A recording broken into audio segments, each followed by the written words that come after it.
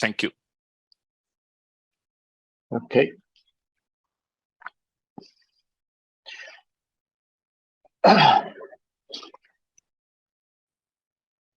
Yeah, welcome one and all to this upcoming session. And it is indeed my pleasure to introduce my colleague, my ex-trainer, Ramesh Venkatraman.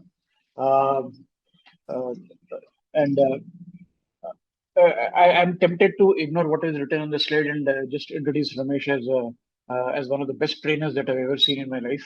When I started the course of FDPPI and trying to do some familiarization with privacy laws of the world, Ramesh prepared an extremely slick and brilliant presentation on GDPR, and his training slides and his training style and everything was so nice that even for laymen like me, at that point in time when privacy laws was completely new to me, he was the one who guided us through GDPR laws and so beautifully. But yes, from his profile, he has over 30 years of professional experience in the software and systems engineering field. His core competencies include software process improvements, training, coaching, audits and assessments, and staff mentoring and management. He has experience in working for organizations like Siemens, Cognizant, Symphony Teleca, Aptec, etc., in various capacities as a senior manager in training and development, audit, and quality assurance. Well, definitely training and development is something that I would vouch for because I've experienced that personally. Audit and quality assurance as well. Floor is yours, Ramesh, sir. Thank you. Thank you very much, Mr. Subbarayadu. I'll just, Mr. Vittal Raj, welcome on board. Thank you very much. Really nice to see you here. Good evening, Mr. Ramesh. Great. Thank you so much. I'm just sharing my screen before we. I hope all of you are able to see my screen. Yes. Great. Yes. All right. Team, we are going to, moving on to the next session. The next session is going to be on panel discussion on data audit frameworks, the existing as well as the emerging one. And before I really move ahead, I would like to introduce the eminent panel members of my team. To start with Ms. Paula from Concentrix. Just to introduce her, she is the Senior Director responsible for regulatory privacy and compliance. She is with the Concentrix for 21 years and has a global responsibility for privacy operational support, including day-to-day support for data protection controls and processes to comply with privacy requirements. Paula, once again, welcome you on board. Welcome to this session and to FDPPI. Thank you. And Paula, at this point, I would like to congratulate you on the very first day the award ceremony had happened, and from FDPPI, Vasantika of your colleague of Concentrix had got that team award for privacy. And in fact, she also shared with me that, please congratulate Paula also that she's also worked very hard. Congrats once again. Yeah.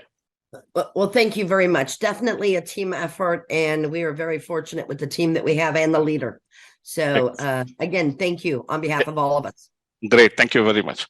Moving ahead, I have pleasure in introducing Mr. Vittal Raj, founder and partner Kumar and Raj.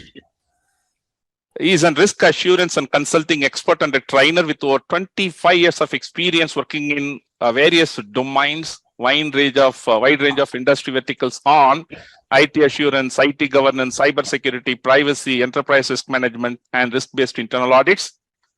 He is a member on the RBI's Standing Committee for Cybersecurity and IT Examination. He is a member of REBIT Cybersecurity Assessment Framework Study Group, and is a member and cybersecurity SME of ICAI Technical Group on internal concurrent audit of investments functions of insurance company. Once again, I take pleasure in inviting you on board, Mr. Vittal Raj. Thanks, Mr. Ramesh. Pleasure to be here. So nice. And I don't think I really need to introduce Mr. Navi, since day one, all of you are seeing. In fact, if any one of you have just joined this session, If you are not aware of Mr. Navi, I doubt still, Mr. Navi, if you had listened to his last session, I would like to go ahead with the thought-provoking leader. Whether it could be a data protection compliance management system or spearheading the privacy initiatives across the India and globe, or whether it is a kind of institutionalizing the practices with respect to data valuation and accounting, or believe me, I will be keep on adding to his credentials. And he is a qualified independent director certified by IICA. Only one thing, all participants, audience, I can say, we are all proud and happy to be associated with Mr. Navi. Simple. Thank you very much, Mr. Navi, again joining on. As I said that I need your 10 to 15 minutes off at the end of the session to talk about, to really share your knowledge on so-called data protection compliance management system. What's your brainchild is all about. Having said that, today's topic is going to be, as we all know, existing and emerging, the audit, data audit. Quite interesting. I would like to borrow the initial statement of Mr. Srinivas of our Infosys Global Privacy Officer, what he said in his session yesterday. More than the clarifications, questions are more. The same thing here in my opinion, because as we all know, data audit, it's a new terminology, evolving, I would say. So lots of definitions exist. So I thought that to set the context, I will put 1 or 2 slides to really understand, so that accordingly I can go and listen to my eminent panel members' views. As we know, audit is generally, we all know, checking against something, full stop. Checking for what? Adhering, compliance, and so on. We all heard about it, something like, different management systems audit to coming here, whether it is a data audit or information security audit or information systems audit or data security audit. Oh God, what kind of? But obviously we are not talking about that. Then what are we trying to talk about it here? In the context of privacy protection and data protection for the privacy protection, we try to use the term called data audit. Let's see whether we can build on it with the views from our eminent personalities, panel members. Quite interestingly, I would like to take the concept provided by the withdrawn bill, of course. Nevertheless, I am confident and sure that this is going to come up in a very, very strong and focused way in the upcoming bill, upcoming law in India. The section 29 addresses this data audit. And please forgive me if I'm making a mistake here, but as far as my knowledge, limited knowledge goes, out of that 134 laws we are talking about across the globe, which is either in the enacted way or it is the process of enactment, the data audit, it's a unique concept which has been brought up in our PDPB. I really don't know. Other frameworks might be talking about here and there, but section 29 very clearly states that the significant data fiduciaries in India need to go through a data audit by independent auditor, independent data auditors. Quite interesting. Now, what does that mean? An auditor to evaluate the compliance of the data fiduciary with the provisions of this act. That's all we're talking about here. So I'm trying to set the context.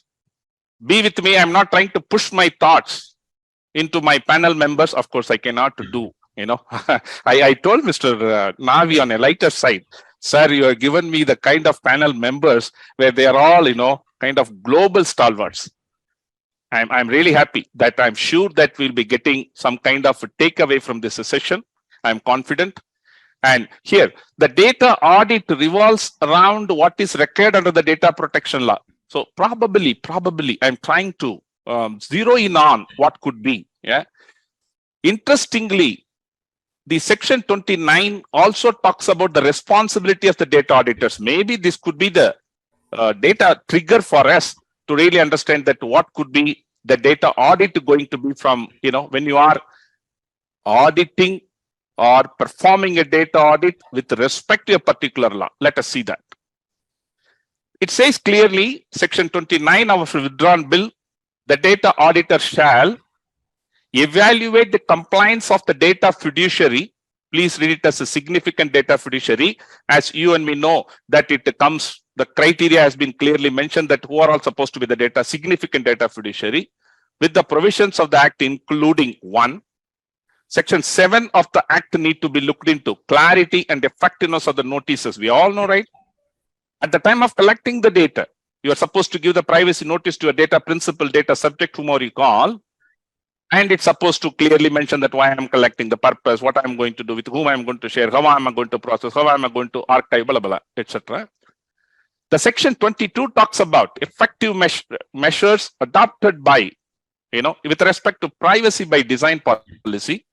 Predominantly comes in all the 3 days of our session. I'm sure that privacy by design, privacy by default, and speaker after speakers, right?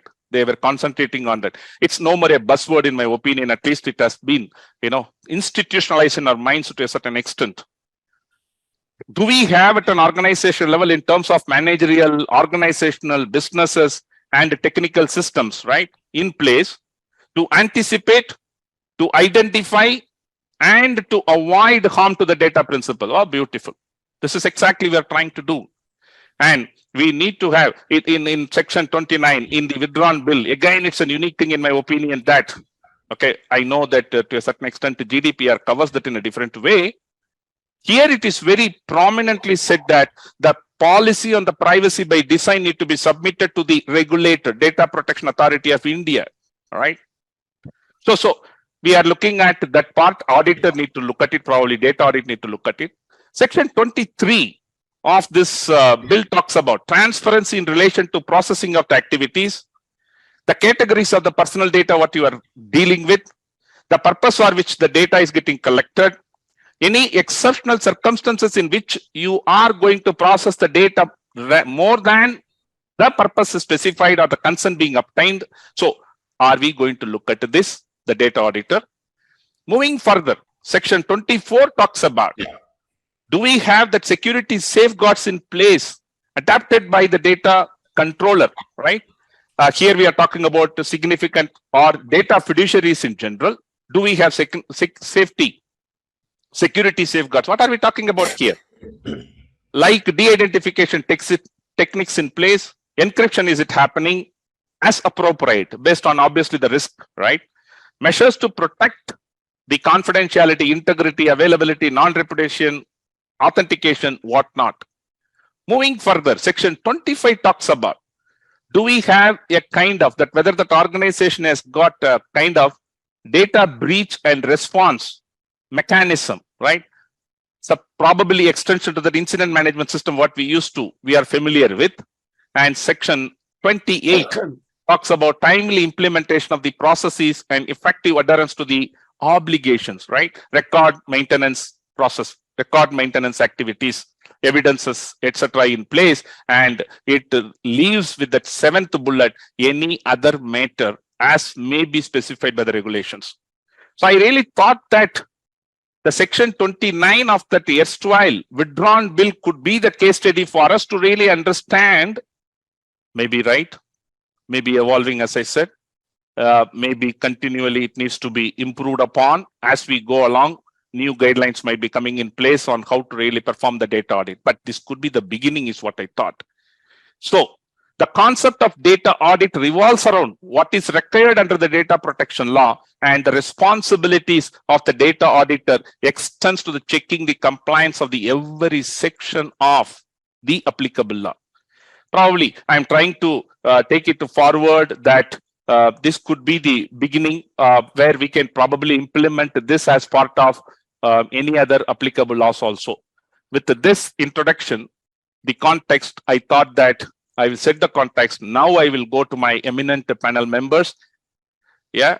So Paula, probably I would like to hear from you that we understand that, as I started with, audit is something we are trying to do, inspecting, checking against something, right? Now, I probably borrowing it here, the concept of right? We need to have a data protection compliance management system, let us say, right? For which I'm trying to do an audit, let's say. I think both of you, I will go to Mr. Vittal later, that you handling multiple countries' laws within your organization, your experience, what are all, one, the issues or the challenges you have in adhering to the multiple laws, because each law comes with its own requirements, right? Take the age of your children. It could be different from law to law, right? The applicability, material scope, record retention, whatnot, it's going to be different. Now, what are all the issues you have faced and how did you really dealt with it in terms of establishing a framework which could really cater to these phenomena? Yeah, no, great question, right? And thank you for the summary. I think that the key item, right, for us is really the global view, is that global framework. And I think the biggest challenge you face in kind of, as you mentioned, the different data protection laws. I'm going to take Concentrix as an example. We're in over 40 plus countries. And we handle variety types of data, right? We perform services on behalf of our clients who are the controllers. We are the processors. So we have to have an understanding of those applicable regulations where you act as a processor. But the bigger challenge is where you handle your employee data. We have over 280,000 plus employees, right, for Concentrix. So as you look at the scope of those employees, the challenge becomes, where do you apply the rules, right? Do you go with the most stringent? And I think that's where you really have to look at to be consistent in a framework, is you have to look at that consistency. Otherwise, you may have a miss here and a miss over here. You have to set a rule on how you're going to process your employee data, because again, from a processor perspective, you follow the directions from your client, the controller, right? But for your own employee data, that's where it becomes a challenge. And you have to set, I think, criteria for that. And that's starting at the very beginning of that framework with educating your staff. Excellent, excellent. Oh, that's why I really happy to hear 40 plus countries, applicable laws, and taking care of 280,000 internal employees, right? Yeah. And performing at different places, different times as a controller as well as a processor. Quite Absolutely. Yeah, Great. and we'll get into the countries later, right? But you're looking at the aspect of Europe, Brazil, right. China, right. All of them, right? All that have implemented those data protection laws. Excellent. And all are very, very stringent laws, as I understand. Very much so. Right. Yeah, we keep hearing. Mr. Vittal, sir, if I can request you, the same question to you, that from your perspective, how really, what are all the challenges faced by this global organization in terms of handling this aspect, right? Because you and me know, right, in the call, everybody knows that 4% annual turnover, hanging on the heads of CXOs. How do you really, can you please share your thoughts? In fact, thanks, Ramesh, for the introduction. I think that set the tone. And I think very good thoughts from Paula as well, which I am going to, with her permission, extend on. See, the first thing, if you really look at, I can only recount back, about a decade back, when we were auditing one of the largest IT majors. And my good friend, who is obviously the compliance officer there, he says, Vittal, the number of regulations that I'm having to actually handle in terms of security. Mind you, privacy was not such a big deal a decade ago. Right. We had the good old Data Protection Act of UK 1998, and that was really great. But that was least understood, and unfortunately, beyond UK or certain selected geographies, I'm not sure that how much was really taken seriously. But then he did say one thing. I got ISO 27001. I got you name the standard, I'm on it. I'm subject to a whole lot of customer audits, SOC 2, this, blah, blah, blah. Everything that a technology company can dread. Right. But he said, I don't have control. Wow. Okay. So I couldn't really answer him at that particular point in time. But what really happened was, when you really look at it, when you say IS audits, when Right. you say cybersecurity audits, when you say whatever kind of audits that you talk about in technology, generally, if you go by the trend, while we all somewhere in the core of our conscience, we know that we are looking at data, but we forget that actually what we are trying to really protect is data. Absolutely. And that's the kind of essence which was getting lost right along. So thanks to all those the privacy regulations, which brought in, I would say, not just the focus on privacy, but on data protection as such.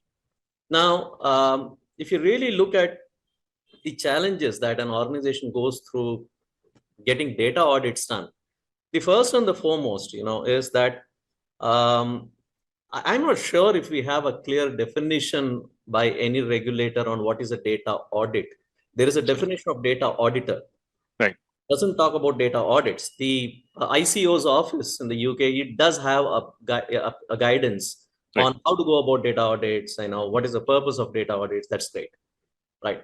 But broadly, if you really bring out this entire sense of why we are doing that, these frameworks, whether you take the 27701 framework or you take any of them, they help you with an approach to complying, as Paula rightly said, with the sometimes impossible requirements in certain countries.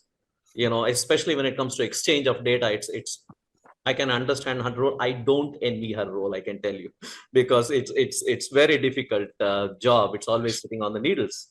So there is need for a framework, which in fact most organizations lack. But more importantly, data, as I have seen from my limited experience, is talked about a lot, less understood. And that's the whole problem. If you are trying to protect something and you don't know what you're trying to protect, what are you protecting? Is a fundamental question. So there is enough, thirst on trying to understand what is this when it comes to the auditee or the person who is actually whose interests are actually held up there, to say, why am I doing this? What is in it for me? And how do I see data? When you go and click on those terms and say, okay, click on all except all cookies, blah, blah, blah, do we really understand is the big question. But then that is where, if you really see, most organizations, they get covered saying that, okay, if he has given or she has given consent, wonderful. But how much of evangelization goes into explaining, to saying, hey, these are your top things you must know, which are your risks when you say yes, or which you are consenting to. And that's where the conversation starts. Because suddenly, while the company is legally protected, if you whether take the data controller or the processor, they are protected once you have signed up on the consent form. But a country like India, especially, you go down to the roots of this country, forget about data. Nobody even understand what you're talking about when you say, the basic computation or the compute or whatever that you're talking about. So the big challenge would be to really come up with something which is in very, very simplistic terms of the user's point of view, addressing to say, hey, this is what is your risk if you share. And if you don't share, this is what you lose in terms of the functionality. But this is how the company protects you. So if this statement can be made in a nutshell, I think that's where the focus of the entire data audits really start, because you're setting the tone in the relationship between the stakeholder and the organization to say, hey, this is what we are trying to look at if we are, standing by the statements that we make. And from there, you start with, all the nice, the diagram that you put up in terms of the various responsibilities under any Data Privacy Act. I think we would see that most of them are broadly the same, because even if you take the DPA, which was withdrawn, that too is a largely, the foundations or the pillars are borrowed from GDPR. So I think broadly, if you look any privacy regulation in the world, it cannot be very different. But yes, the nuances certainly vary. The dynamics and the mechanics certainly vary. So I think the broad thing would be to have that clarity of common language between the controller, the consenter, the auditor, to say, what is the core of this audit trying to address? Once we start that conversation, I think we would have reasonable clarity and confidence in proceeding with our audits. And then we'll look or even construct the right kind of framework. We'll talk about that a little later, but then I will stop at that here. Paula, be glad if you can add your thoughts as well. Yeah, Paula. No, absolutely. If that's okay. No, you brought up a great point, right? And for me, it's all about transparency and accountability. It starts with what I would refer as an informed notice, right? And many of our data protection laws have that it starts at the very beginning and being transparent and telling the individual, this is what we're doing. This is why we're doing it, right? This is the purpose. This is what happens if you don't provide it. And at the end of the day, this is our legal basis for doing it, right? Is it legitimate interest? Do we need the consent, right? Are there different avenues? And every little bit is about that transparency, because it has to be sometimes an informed and voluntary consent, right? And you can't give a voluntary consent, you were spot on, if you don't understand it. And I think that is the key item. And it starts with really that data protection notice, which is what I would call, right? It's not necessarily that privacy policy everybody puts out on their website, because we know it's informed, but it has to be more specific, right? And many regulations require it, but some don't. India is a great example, right? You can go to the employee and say, hey, we need this to process data. They're like, you have to give them more information. And I think the more and more they're educated, the more they're going to be prepared for the upcoming data protection law, right? So, but great points. Transparency is key. Excellent. Thank you very much, Vittal sir and Paula. I really appreciate the context what you're sitting in. There is a need for framework, right? And that framework establishing the basis need to be controller or processor, the consent, the data subject, and the auditor need to have a kind of common language is what we are talking about. Very good. Having said that, now we move on to the topic what you're talking about. As I started with, it's a vague terminology at this point of time because everybody has got their own understanding, right? Is there a proper understanding of the term double quote data audit? Do the organization and the auditor who is going to audit have got a kind of common perception of what do you mean by data audit and what should be the scope and etc. Vittal sir, can I start with you? Can I request you to share your thoughts on this? That do we have a common understanding? Yeah, see, I mean, let's look at it. I would always say that I give an assurance report as even a qualified auditor, let's say, and somebody is, trusting my report. But the one fundamental question the person would have is, how do I know this guy has done a decent job? Has this person looked at everything that's supposed to be looked at? And that's where the need for a best practices framework, something that's agreed, which is well debated and agreed with the industry to say, yes, I mean, this is our point of reference to say, if I need to know that the auditor has done a good job about what he's supposed to do, and he has covered all the aspects, and that is where we generally refer to a standard or to a framework. Now, coming to data audit frameworks, honestly, from my limited experience, there is nothing called as a framework for audit of data protection alone, because that's something very specific. But then we got tremendous amount of audit frameworks. Right. And largely, if you look at the purpose of audit, they are not very greatly different. You are having independence as one of the fundamental requirements of the person who is conducting this audit, and looking at knowledgeably on what is required to be done, the interests that are required to be protected, and is able to answer those questions to the satisfaction, both when it comes to a data audit, from protecting the interests of that particular stakeholder, as well as the dynamics of how the organization does it. So every organization, I mean, you could have the largest of the largest IT majors or multinational corporations like Paula, that she heads Right. one of these organizations, but then you could also have the smallest and small businesses. The big question is, everybody has to deal with private information, either of the employee or of the customers or of a larger group. So the big question that really comes up is, how do I go about reining in this Right. data? And that's exactly where that brings us to the fundamental question of, do we have a framework by which we go? And we know that this organization is aligning themselves to this framework and complying with that. And that is where, well, 27701 is a good framework. But then if you really look at it, is it something I implement 2770 in my organization? I would never say you can never eat a pumpkin whole. Okay.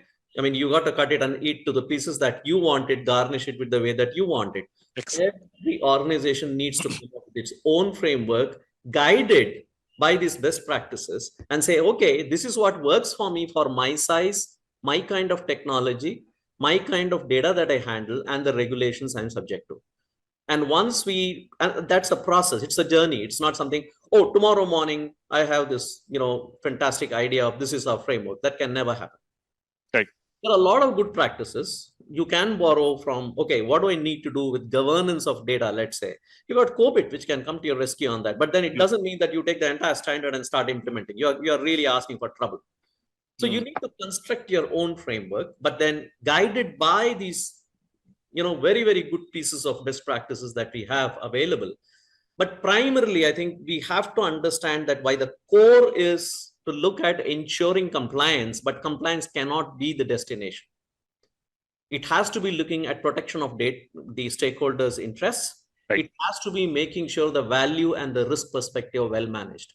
And if we are able to agree that onto a framework, and if we independently are able to assure this framework of mine does deliver that, you are there.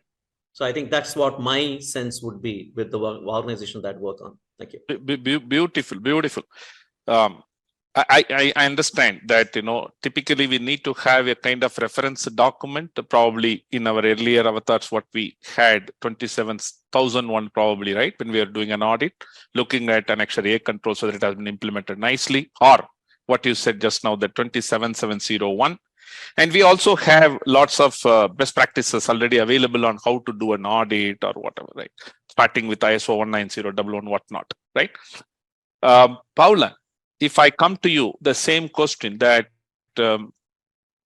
what is that whether the organization, the stakeholders involved, and that auditor, are they on the same page with respect to what we call it as data audit? Are they on the same page at this stage?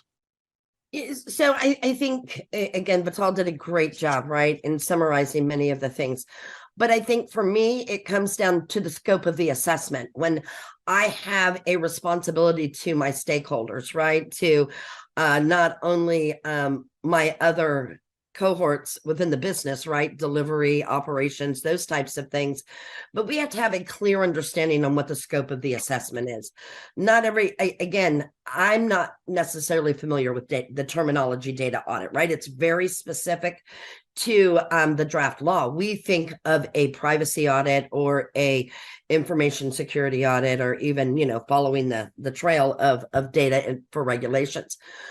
But I think we have to ensure, what is the scope of the assessment when we're being assessed?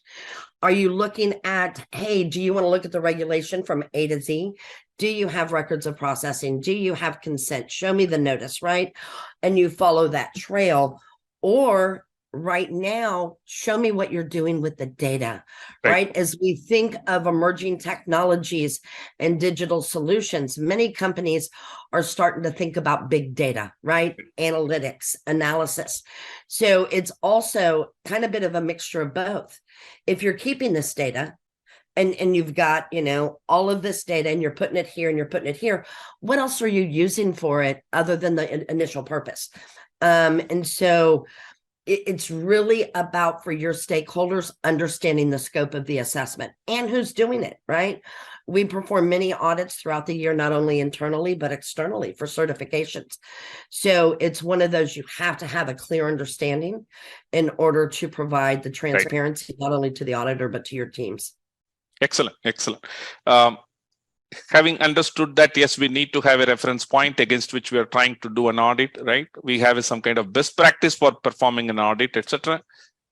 Vital sir, if I request you to share your experience, that is it fair to say the 27001 audit is good enough to assure the compliance of, let's say, the GDPR or our current data protection law, section 43 capital A of our ITA Act, right? Or the new bill if it is coming. 27701, is it adequately addressing? So you're asking about 27701. No. Let me start with 27,000. I'm sorry. I'm with you. Sorry. Okay. Is it 27,001 the current? Yeah. Is it really addressing Yeah. the need of? Yeah. Let's please understand. I think from my perspective, when I look at this, you are Yes, sir. looking at a management system, and when you look at a management system, what is it that is the purpose of this management system? Well, if you really look at the 27001, it talks about information security management system. So you are having a management system for managing your information security. Now, the Right. irony is that information is the core, if you really look at there. But organizations generally go with, if you see the binding glue between the business and the, the annexure of controls that need to be covered under ISO 27001, it's actually the risk assessment. Right. And this risk assessment brings in the business context of the technology risks in your business context. Now, you can include data audits, you can include privacy, you can include anything actually speaking within that. But the question is, are the stakeholders who are the owners of operating this system sufficiently aware and knowledgeable on the core of data that's being handled and the sensitivity of that data? Now, that's where the difference really comes.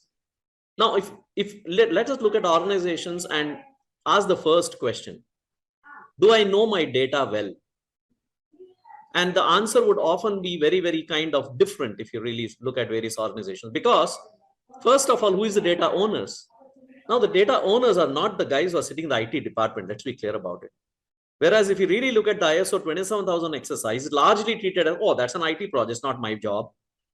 And you'll hardly find that many of the business stakeholders or the team leaders really coming on to the the risk forum and saying, okay, I own it up. Well, they do, but then they sign off saying, tell me where's the sign off, I'll do that, but then you take care of the rest.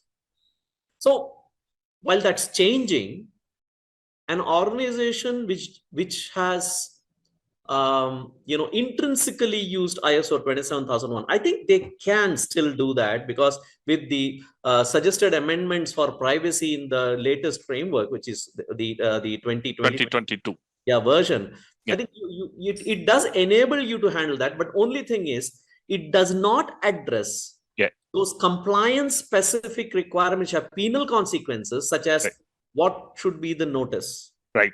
What is it that needs to go into the consent, and what do you consider as a valid consent?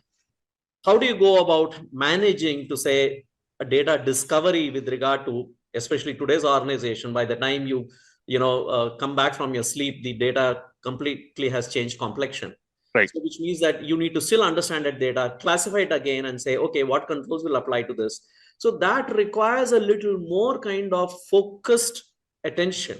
And that's where the need for a different standard really comes up, because you're focused on saying, oh my goodness, my back is on fire now, because there's a regulation which tells me the kind of astronomical figures I'd be subjected to as penalties, or the kind of the consequences that come with that. But the point really is that makes us, if an organization has grown in its maturity, it starts with compliance as the destination, but grows on to say, okay, now here I'm looking a lot of AI, let's say in my organization, I need to look at AI ethics.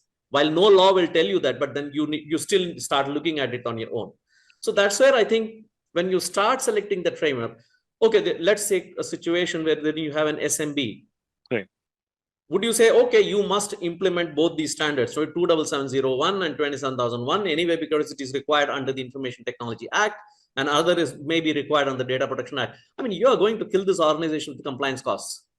Absolutely. But it's something which needs to be right-sized for them with the kind of complexity and nature of operations and the technology that they operate, and the sensitivity of the industry that they're operating to the extent of regulation that is subjected to that. And once we design that, it is something that the organization owns up and glad to own up, because you are not overloading them with every kind of possible documentation that they need to do, which ultimately will fail. Right. So that is where I think there is need for understanding that, well, again, going back, maybe I'm repeating, but you got to construct your own framework that's fit for your industry, your scale of operations. There is nothing called as a one size fits all. Like your organization structure, which is different from different organizations, different JDs, etc. There is something better with regard to your business, the geography you operate in, so many things which really come in as factors. So these design factors are important in constructing your right sized framework, is my sense. Excellent, excellent. Thank you very much. And I'm sure that hearing this, Mr. Navi would be very happy, because every point we are coming out with very strongly that there is a need for a framework, number one. Number two, need to be tailored, if I can use that word here, right? Or fitting into the organization's needs based on, of course, the risk assessment, so on. Mr. Vittal, very quickly, I want to put this question now, rephrase the question.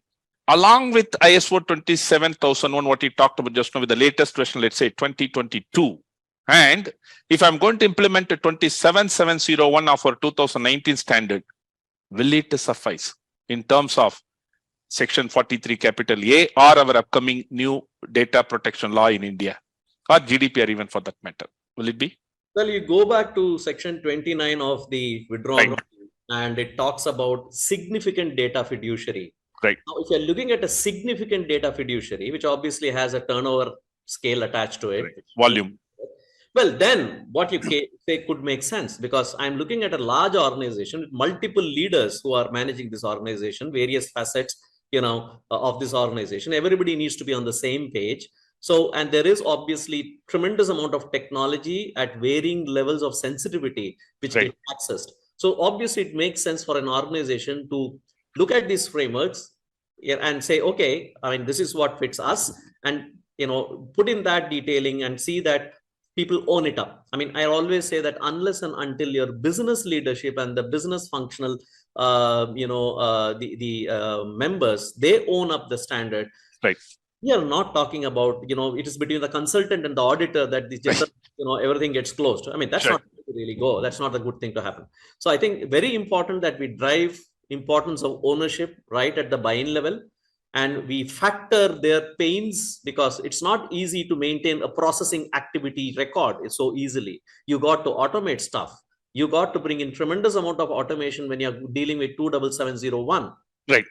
In terms of the workflow and the, the management. Otherwise, you're just not talking about, because data management is huge domain. I mean, right, it's very complex, and it is not a cup of tea that everybody can say, oh, I can take it. It's not like that. It requires tremendous amount of understanding. Take a simple thing like classification criteria. Well, people need to understand what it is. People need to say, when I'm talking on a phone call in an airport, do I have it at the back of my mind? Oh, this is something sensitive for my organization. I should mind what I'm speaking. Right, right. It talks at, it goes to that level of sensitivity sometimes. So I'm just taking examples, but I don't want to talk too much of the time. But I think broadly, again, right, questions, significant fiduciaries, well, you need to have comprehensive frameworks, but otherwise, no. Great, great. Thank you very much. Paula, coming to you with the same question, right? We heard Mr. Vittal. Question is, the combination of 27001 and 27701 implementation, would it help that organization to really look into this data compliance management? So again, I think right, it shows technical and organizational measures, right? I think it's going to help an organization. The more you can show that you're compliant and that you may have certifications.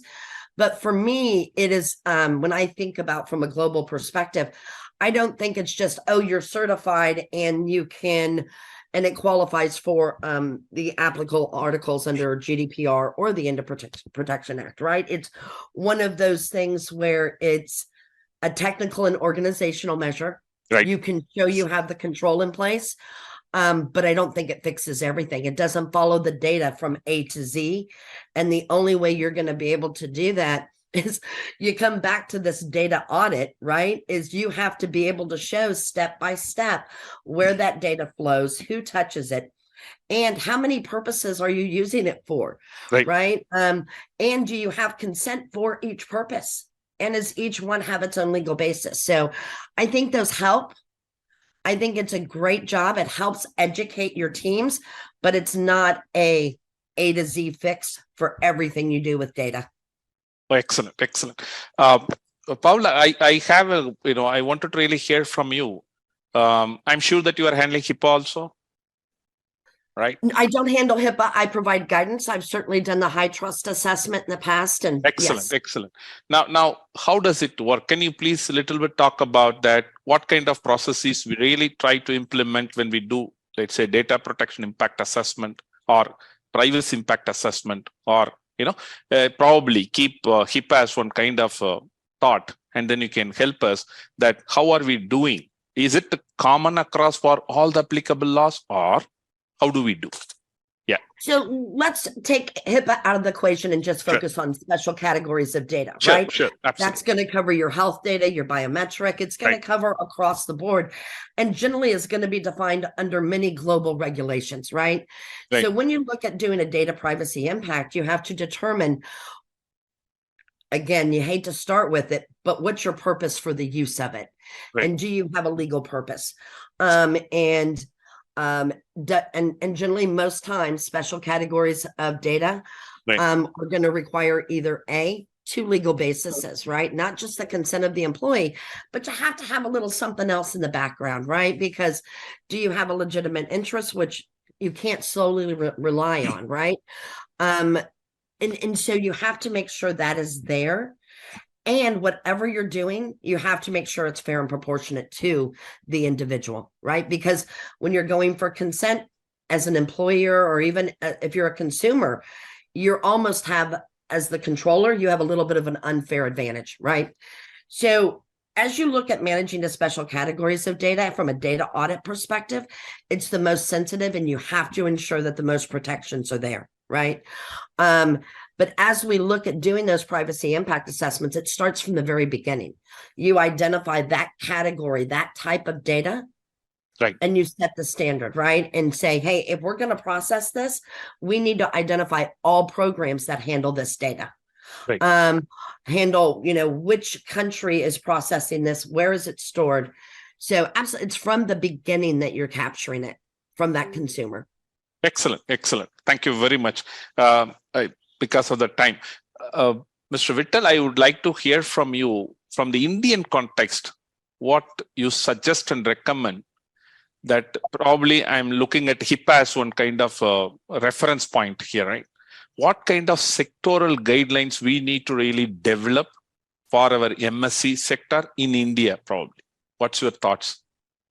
Well, yes, I am not too qualified, I guess, to answer that question, but let me share my very overall thoughts, having worked with some of the regulators and the problems that we face at national level. First of all, I would always think that India as a country is a completely different animal. You cannot compare that to any other country, because you have got an explosive mobile usage population in the country where people don't understand English, okay? But then it's a success.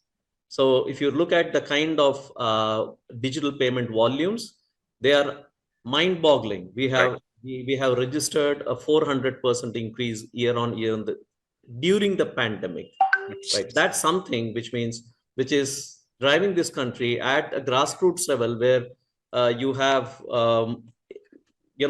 couple of 100+ languages being spoken, and there are different kind of demographic behaviors which also come in there, but you are still able to make a success out of digital India in this country. Let's look at the sector specific. I think if you really look at it, last couple of years have been very, very,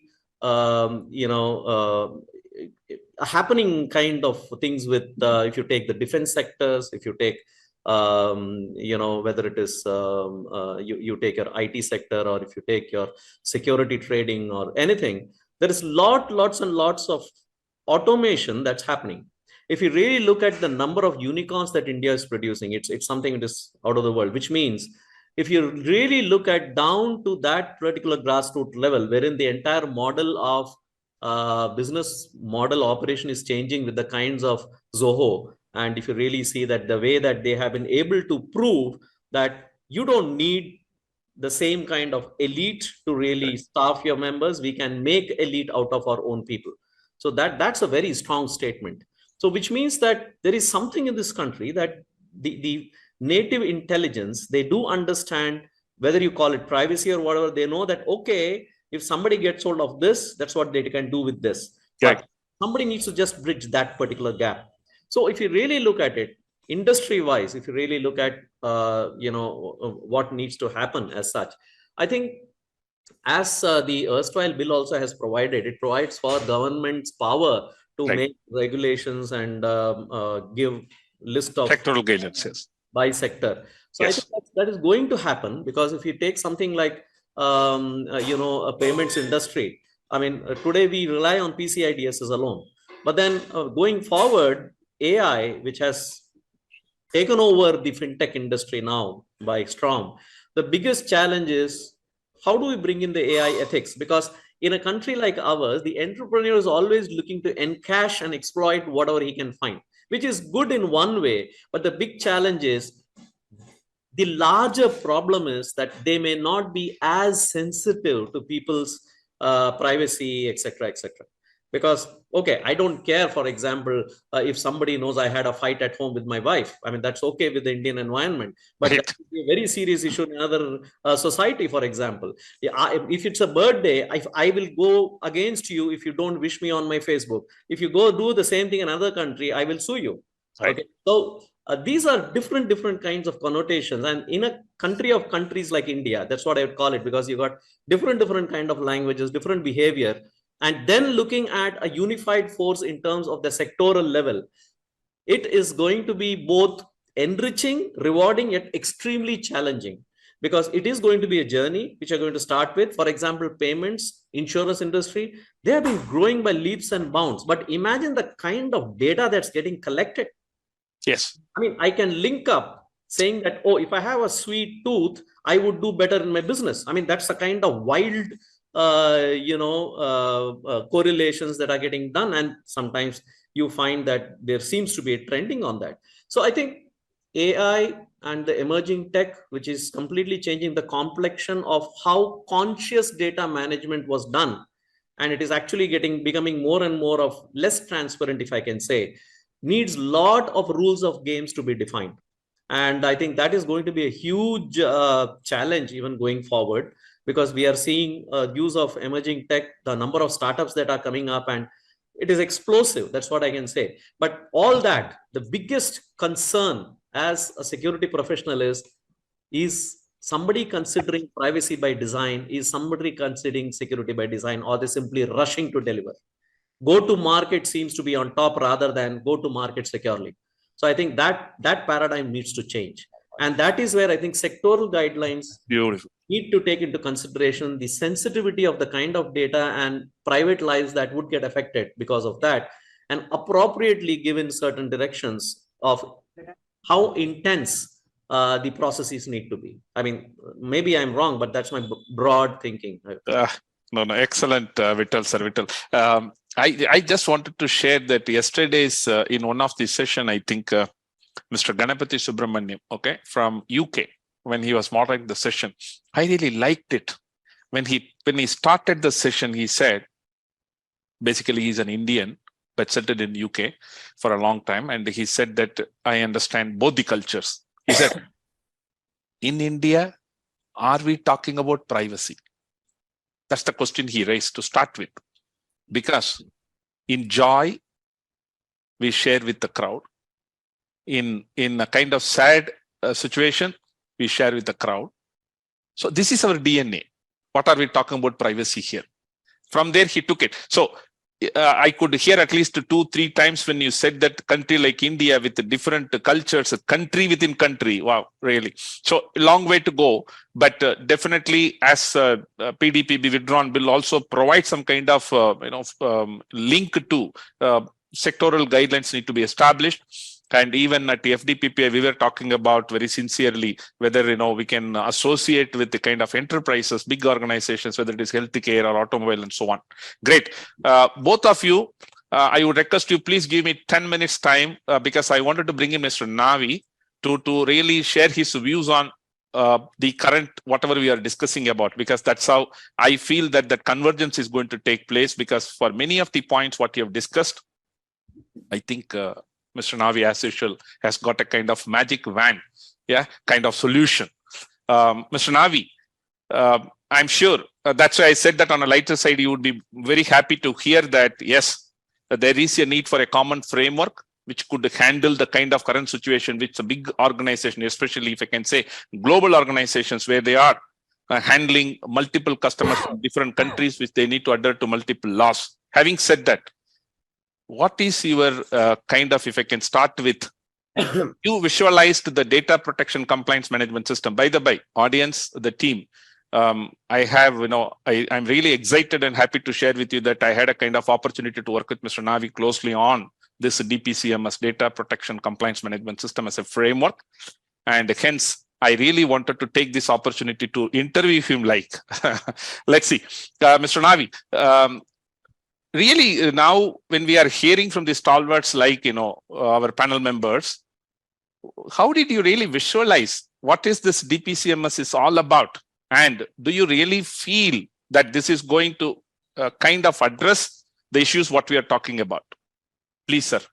Yeah, see, I am aware of the one side, the law people are dragging us into some impossible requirements. And at the same time, the technology people are have to take care of the business. They have to coexist, and any data protection law will have to harmonize the relation, whatever requirements of the stakeholders. So keeping that in mind, I have been telling from the beginning that we will look at data protection compliance management. Right. We are not happy with an ISO management or even PIMS or something like that.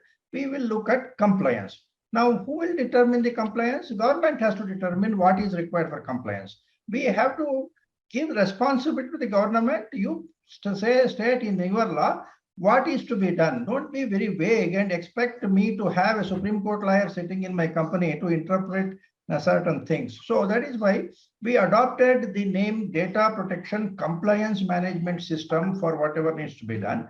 And correspondingly, the standard for the framework which we wanted to use, I felt that ISO 27001 would be only security oriented. 27701 came later, but it could be considered as something directed towards GDPR. Of course, an experienced person like Vittal Raj, whatever framework you give, he will anyway convert it into what is the ideal framework. Okay, absolutely. That is what experienced people will do. We will not go by a checklist kind of a thing. So that is an exception. That is how we are supposed to do. So that is what he is reflecting.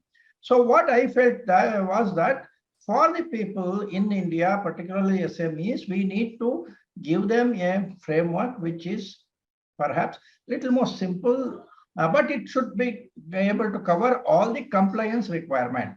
So that is where we structured this data protection compliance standard of India as a system which had certain basic principles which were like the standards, 12 standards. But let us keep that aside for the time being. 50 what we call as implementation systems, model implementation systems. Within these 50 controls, you can say, we wanted to cover whatever is required under ISO 27001 and 27701 type of law, but applied to a context which is a given law. Now, when we have these multiple laws, the only way I thought it could be done was to go for a classification system in which data is first classified into the jurisdictional requirements. See, I don't want to apply GDPR to Indian data to say UK data or some other data. So we need to segregate data right at the top and create our virtual silos and then apply the respective laws to the respective data sets. That way, the general principles are same, but the whatever changes are there from one law to another law can be handled like that. Otherwise, if you mix up all the data and try to say that I want one consent form for all data and one notice for all data, it will not work, because a notice for GDPR may be different, notice for Indian law may be different. So at the gateway where the data comes in, we have to identify the applicable law and then appropriately try to get, because consent is the first thing which we have to do. Rest of Right. it is inside. So that is one we said. Then another concept we used was, we didn't want to make the responsibility as that of one person called the DPO. We Right. wanted actually the responsibility to be taken by the management, the DPO, of course, then legal, HR, and IT. So 5 divisions we identified as major divisions to share the responsibility. So this 50, the model implementation specifications, 15 were allocated to management, 9 to DPO, 2 to legal, 4 to HR, and balance 20 to IT. IT. This 20 IT will have to cover your 100 plus controls of this thing.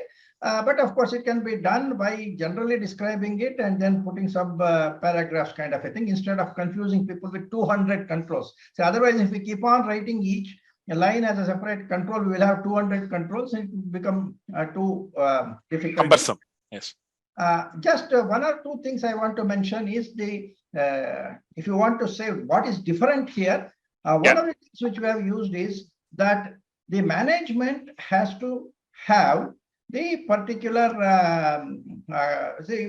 you're talking of the tailoring of the Correct. requirement. To suit the organization's needs. Yeah. So Yes. what we said is this 50 model implementation specifications are there, but you can have an adopted implementation specification, Right. for which the organization will do whatever risk assessment it wants to do. Right. And then that management will decide what is their risk absorption capacity. I Right. don't want the DPO to determine what is the risk management absorption capacity. That is what promoters of a company have to do. So after taking that risk absorption capacity, the management has to come up with a charter, and that charter will become the guiding line for the auditor Yes. for checking whether they are in line. But to accommodate the best principles, we have included the data trust score system, and we tell the auditor that you calculate the data trust score on the basis of the model implementation specifications. But at the time of audit, don't tell every organization that you should be compliant with all the 50 as we have designed, because that will be a overkill. But such organizations may come with a lower DTS, but that is how standards will later on stabilize, that certain organizations, SMEs, will have a DTS of a particular range, maybe even not more than 50 or so kind of a thing. But relatively speaking, it can be compared with another similar organization and we can see whether it is acceptable or not. So that way, by combining the DTS based on the entire 50 model implementation specifications and giving the flexibility to the organization to have a adapted implementation specification based on their risk Appetite. capacity, we have tried to bring in flexibility and also the theoretical requirement of being in compliance with everything else. We have used something called distributed responsibility at the Right. employee level also. Right. So apart from distributing it to 5 divisions, we want every employee to consider that his data space, he Right. is responsible. And he is, of course, reporting it to the DPO or something like that. Then we have given emphasis on pseudonymization kind of technology so that the risk can be brought down to some extent. Right. And then data valuation, we have tried to make it necessary. Yes. And talk of compliance by design. Say again, I'm leaving out privacy by design, information security by design. These are all lofty ideas. But ultimately, I want, first of all, let us be compliant by design. And if I am not compliant, then I will discuss with the Data Protection Authority. If the compliance is wrongly interpreted, I take responsibility for that. But the law has to be done by the organization. So that kind of approach is what we are having. And other things, I think we don't want to go into too much of detail. Right, right. Of the time. Yes. But the approach is novel and it should suit the Indian requirements. Yeah. And it will have the best practices of every other. Yeah. framework. Excellent, Navi sir. Excellent. So in fact, these are all the questions I had, written down. You have already addressed it. Like it's a provoking thought in terms of handling multiple laws, handling both the personal and non-personal data, introducing the concept of data valuation and accounting, introducing the distributed responsibility across the organization, right? Starting from the leadership, of course, appropriate measures, for measurability, and hence DTS is going to be correctly interpreted, referenced within the organization. Appropriate technical controls are going to be introduced with respect to de-identification techniques, to anonymization, to pseudonymization, what you're talking about. And I'm sure grievance redressal mechanisms, whistleblower policy, right? Handling the publicly available data or legacy data, right? And handling the unstructured data.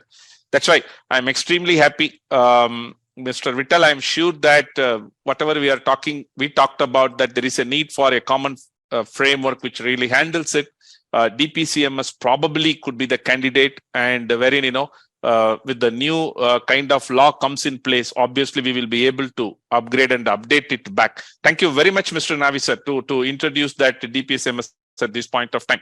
Coming back, because of the time, Mr. Vittal, I have one question from Mr. Govind Srinivasan to you. I'll just go ahead. You said compliance is not the destination, really a statement of depth. In a larger country like ours, where ISO, other compliance certificates are showcased mostly as a destination, for example, 27,000 certificate, how can we build the imperative to sensitize the industry, not to stop with the compliance as far as the privacy related data audits are concerned? Thanks, Ramesh. Yes, sir. Question from my good friend, Mr. Govind. Yeah. Well, I think it's a very difficult question to answer. See, Yeah. first of all, we are a country which has value systems and ethics which are an example to the world, right? From Right. Ramayana, Mahabharata, the Gita Upadesham, and everything right across. So if you see, we in every relationship, the underlying essence is ethics, right? Now, I think possibly it's, if I can say from a larger perspective, if you really want to go back, you have to kind of stir up people's conscience, and you have to really, make them go back to their roots and try to understand the value systems, because otherwise, well, this race is going to go on.